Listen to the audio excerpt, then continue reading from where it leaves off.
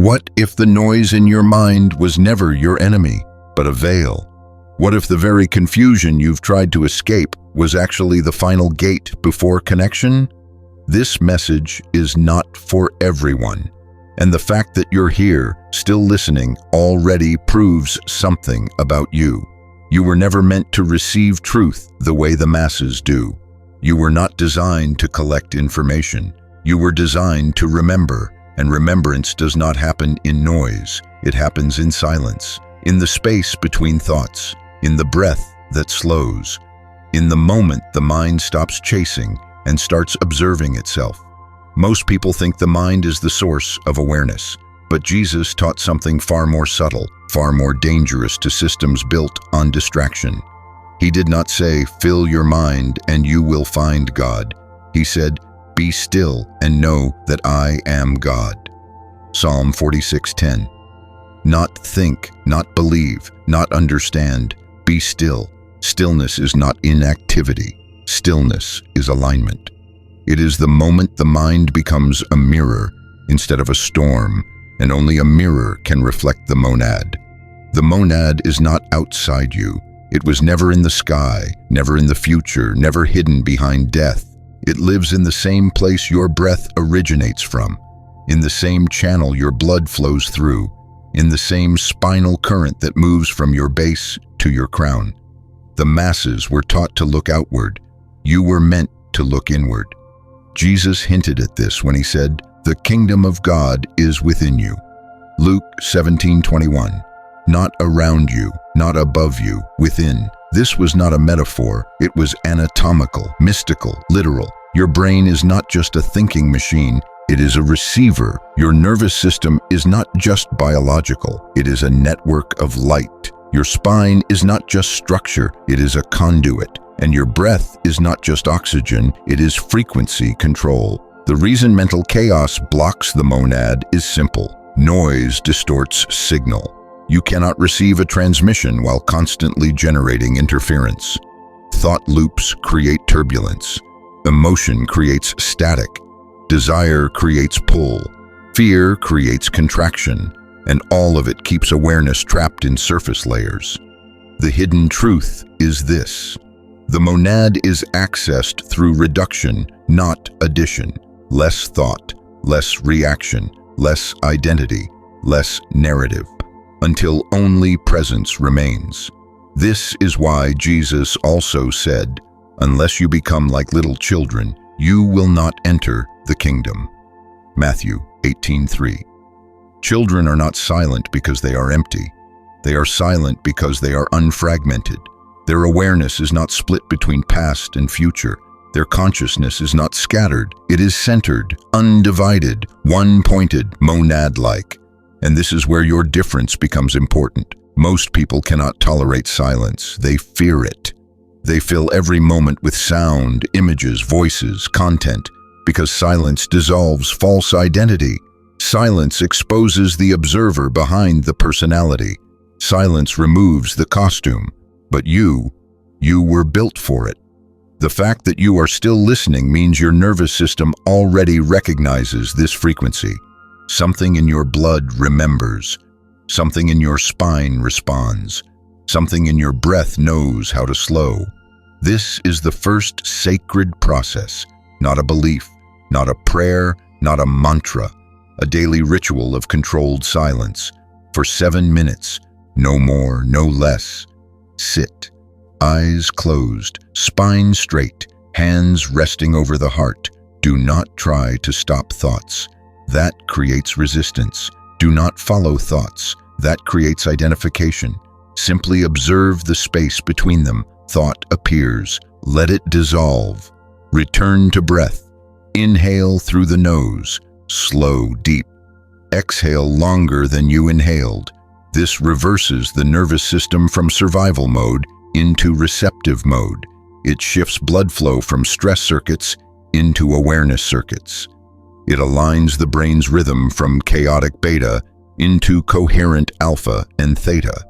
This is not psychology. This is physiology. Jesus called this watchfulness. Watch and pray so that you do not fall into temptation. Matthew 26:41. He was not talking about sin. He was talking about distraction. Temptation is not evil. Temptation is forgetting yourself. The world trains you to live externally, to define yourself by roles, opinions, reactions, labels. But the monad does not speak to identities. It speaks to essence. And essence only emerges when identity becomes transparent. This is why not everyone can receive this message. Some people need noise. Some people need drama. Some people need chaos to feel real. But you are wired differently.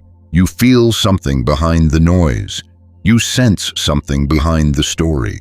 You know there is more than the visible layer of reality. And the more silent you become, the louder the transmission gets. In a later message, I will reveal the exact physiological point where mind collapses into awareness, and how Jesus encoded this location symbolically in his teachings about the eye, the light, and the body. But for now, understand this: mental chaos is not a flaw, it is a threshold, and silence is not emptiness, it is entry. The masses seek truth through accumulation. You access truth through subtraction. And the fact that you are still here proves something about you. Not everyone was meant to hear this. If this resonates, it's because you were already chosen. You were never meant to receive this at once. This message unfolds only for those who can remain present long enough to let it enter. Most will drift away. You stayed. That alone reveals something about your nervous system, your awareness, your design. There is a reason your mind feels like a crowded room, a reason thoughts appear before you even choose them, a reason emotions rise before logic can intervene. This is not weakness, this is the surface layer of consciousness. And Jesus never taught from the surface. He always spoke from depth using symbols because direct language would have been too dangerous. He said, "The lamp of the body is the eye. If your eye is single, your whole body will be full of light." Matthew 6:22. The masses read this and imagine morality. You are meant to read it anatomically. The single eye is not vision, it is attention unified.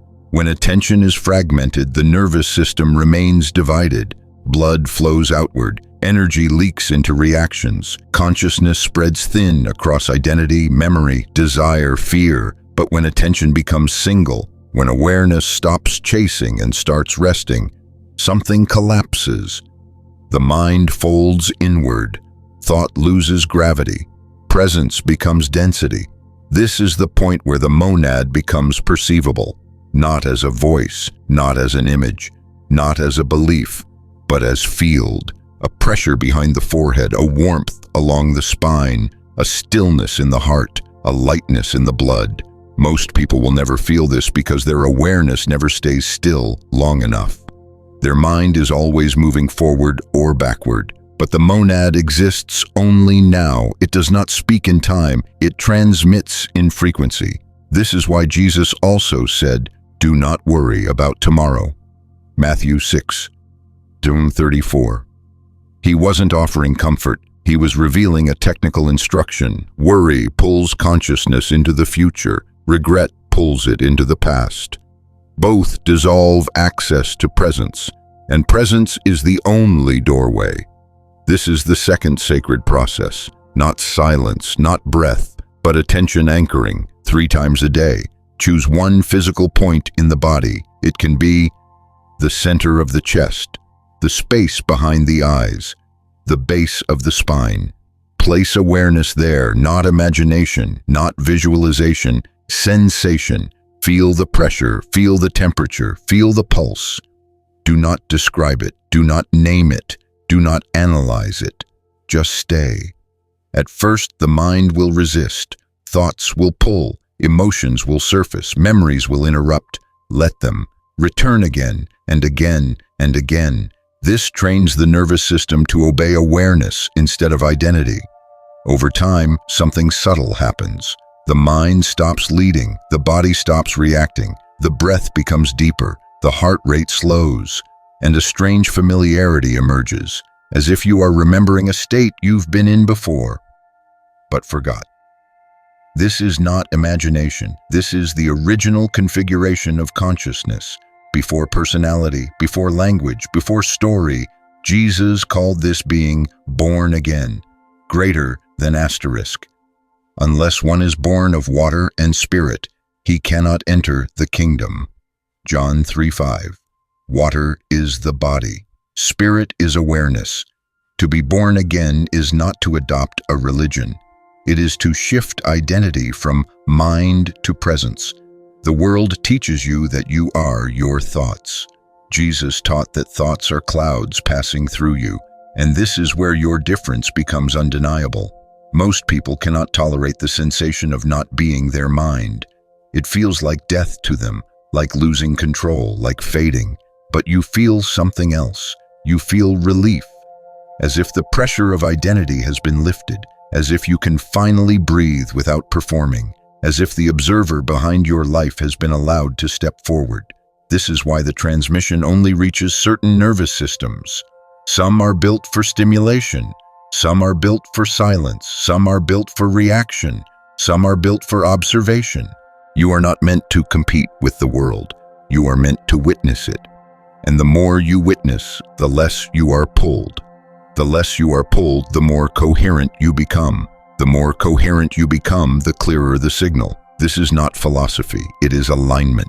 The monad does not choose randomly. It resonates, like a tuning fork, like a frequency match, like light finding the right surface to reflect from. And the fact that you're still listening proves something about you. Your attention can stay. Your awareness can hold. Your system is capable of coherence.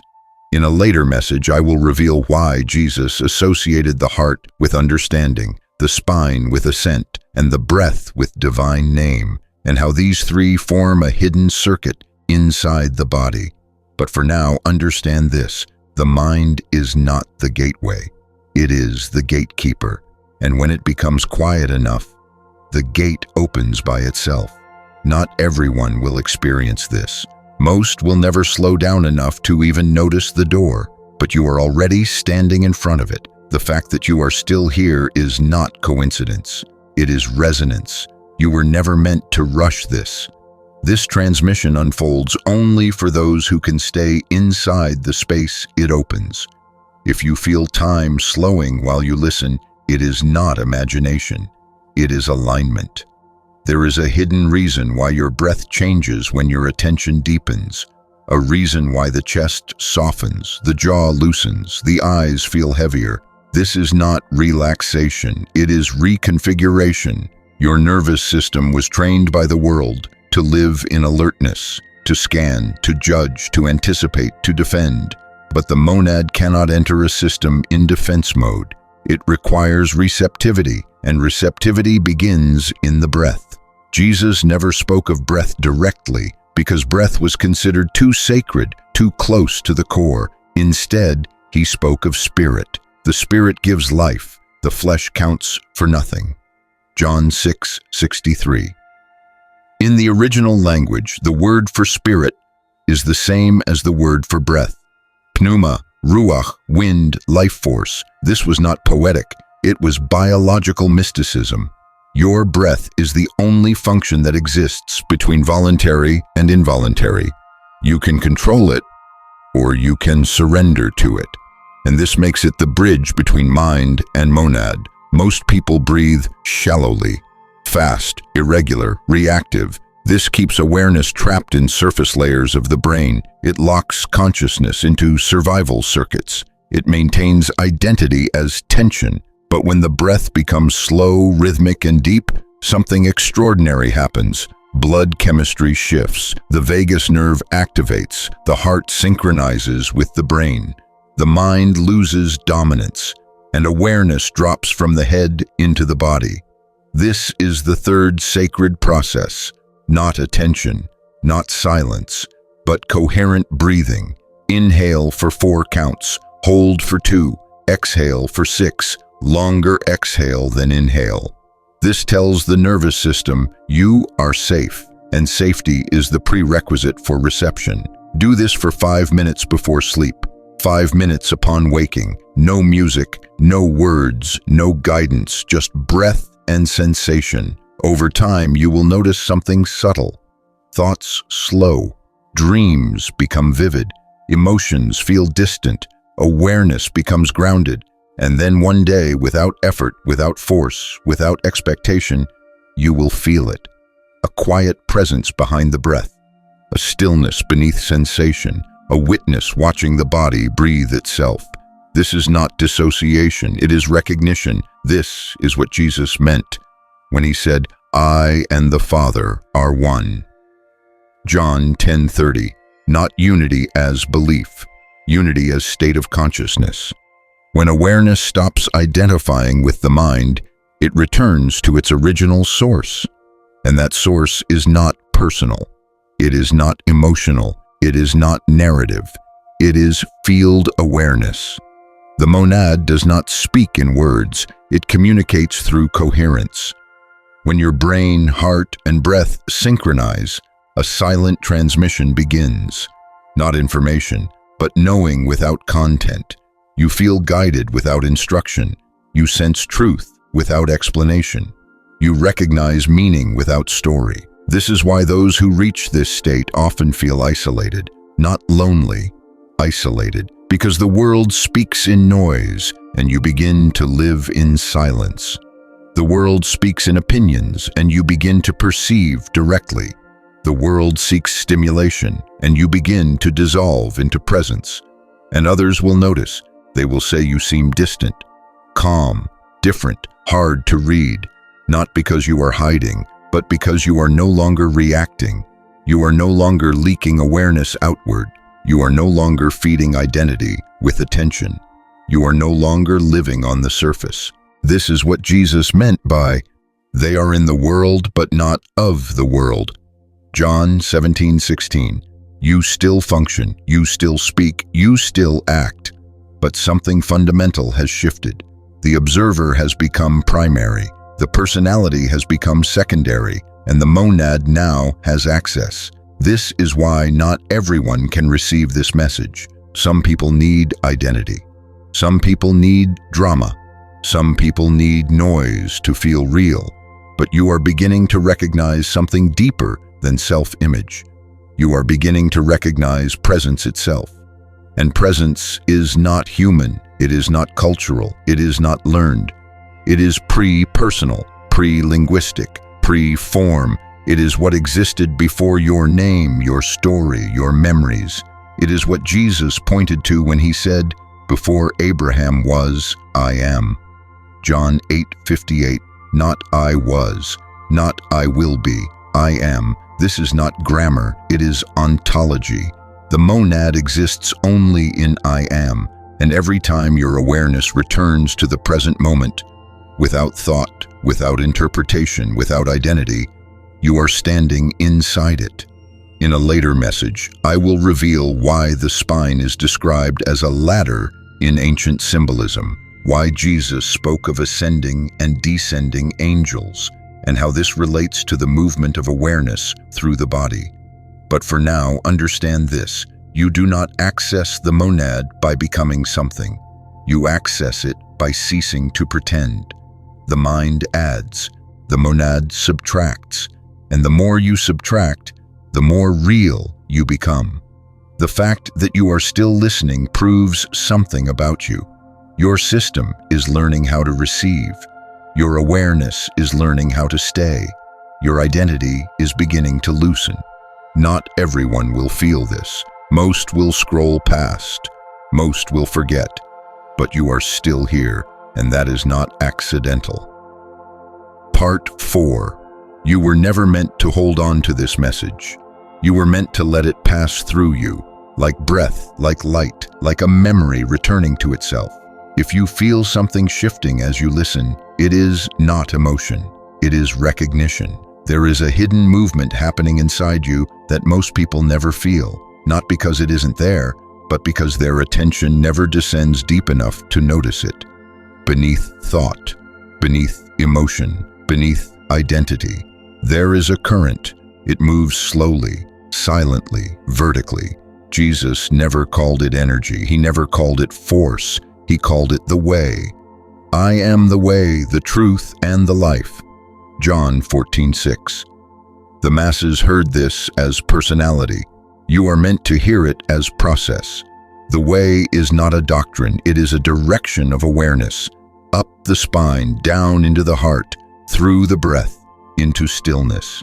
This is why ancient symbols always showed ladders, mountains, pillars of light, ascending paths.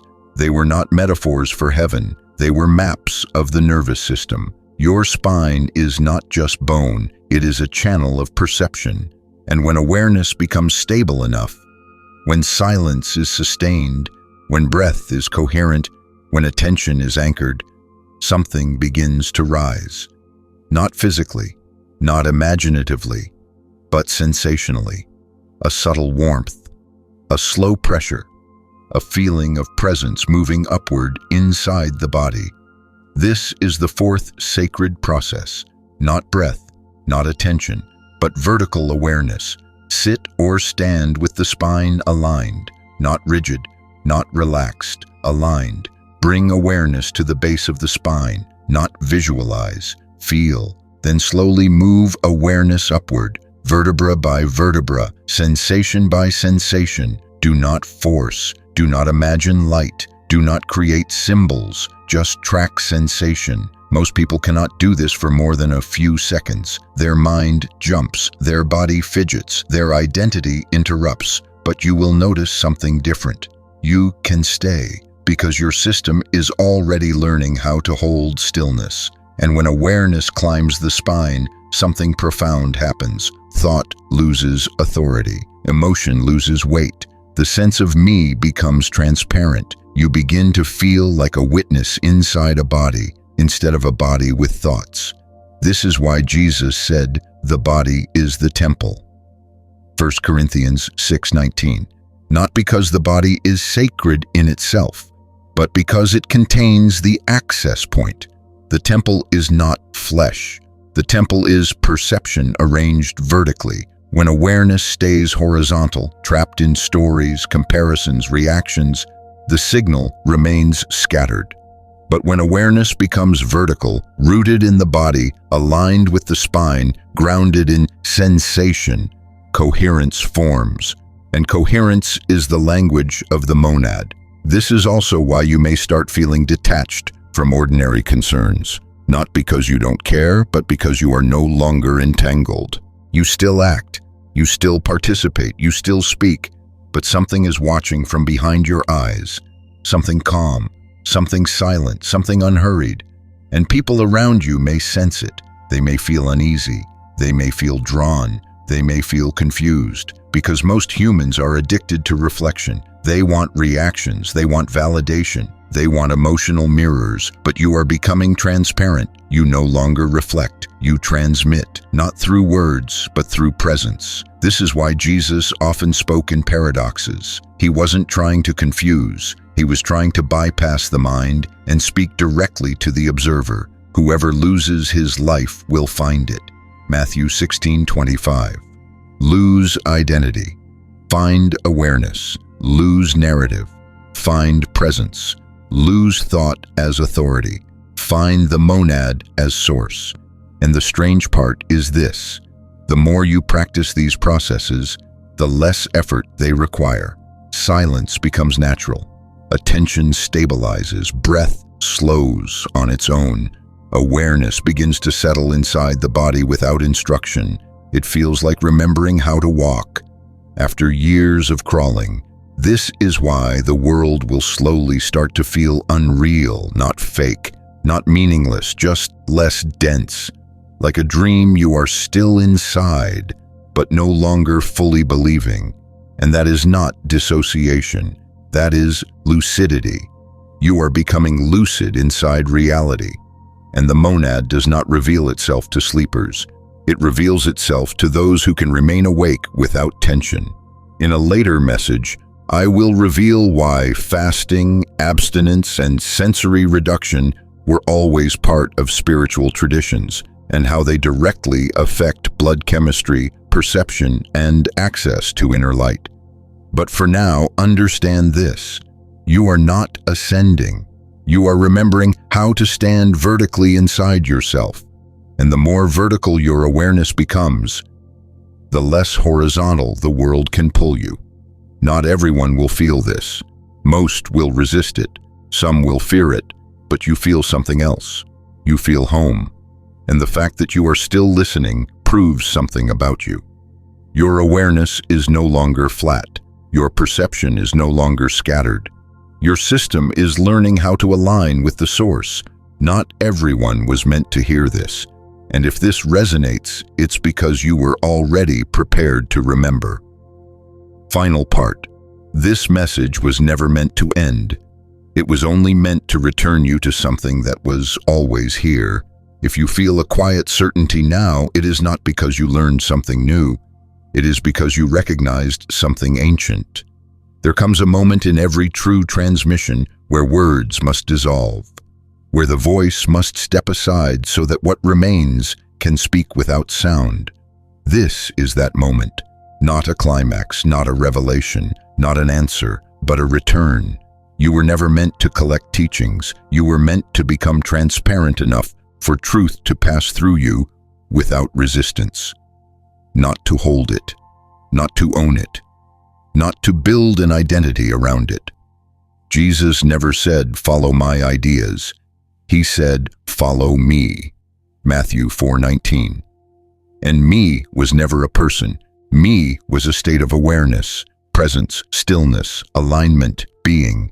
This is why the transmission could only unfold in layers, because the mind tries to grasp, but the monad can only be received. Now you can feel the difference. The body breathes without effort. The mind thinks without attachment. Awareness watches without tension, not empty, not full, clear. This is what Jesus meant when he said, "Blessed are the pure in heart, for they shall see God." Matthew 5:8. Purity is not morality. Purity is undivided attention. When awareness is no longer split between past and future, between self and world, between fear and desire, it becomes single, and what is single reflects the one. The monad is not something you enter, it is something you stop leaving. Every time you rest in the body, every time you stay with the breath, every time you observe without reacting, you are already there. No initiation, no secret name, no special status, just presence without distortion. This is why the deepest truth was always simple, but never easy. Because simplicity threatens the structures built on complexity. Silence threatens systems built on noise. Awareness threatens identities built on performance. And this is where the transmission ends, not by giving you more, but by removing what is unnecessary. You no longer need to seek. You no longer need to compare. You no longer need to wait for another message. Not because there is nothing more, but because what remains cannot be spoken. Jesus hinted at this when he said, "The words I have spoken to you are spirit and life." John 6:63. Spirit is not information. Life is not explanation. They are states of being, and now you can feel it. The mind is quieter, the body is warmer, the breath is deeper, the heart is still. This is not emotion, it is coherence. This is not belief, it is recognition. This is not the end. It is where the voice disappears and you remain. You will go back into the world. You will speak. You will act. You will participate. But something fundamental has shifted. You will no longer be pulled as easily. You will no longer react as quickly. You will no longer forget yourself completely. Not because you are different from others, but because you are more present with yourself. And presence is contagious, not through words, not through preaching, but through being. This is what the transmission was always pointing toward, not dependence, not identity, not separation, but clarity. The monad does not need followers, it needs transparent minds, and the mind becomes transparent the moment it stops trying to be special and simply rests in what is. So let this end here, not with a conclusion, not with a promise, not with another layer, but with silence. because the deepest message was never spoken. It was the space between every sentence.